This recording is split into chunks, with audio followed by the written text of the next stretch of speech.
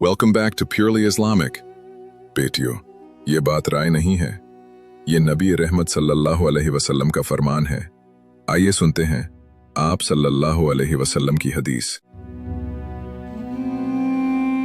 औरत अल्लाह की बनाई हुई एक अजीम अमानत है और रसूल अकरम सल्लल्लाहु अलैहि वसल्लम ने इरशाद फरमाया, औरत छुपा कर रखने की चीज है और जब वो अपने घर से बाहर निकलती है ना तो शैतान उसे गैर मर्दों की नजरों में सजा कर पेश करता है।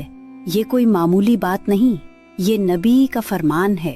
और याद रखो, औरत अल्लाह सुब्हानहू व तआला के सबसे ज्यादा करीब उसी वक्त होती है जब वो अपने घर के अंदर होती है, जहाँ उसकी इज्जत महफूज हो, हया सलामत हो और किरदार महफूज रहे।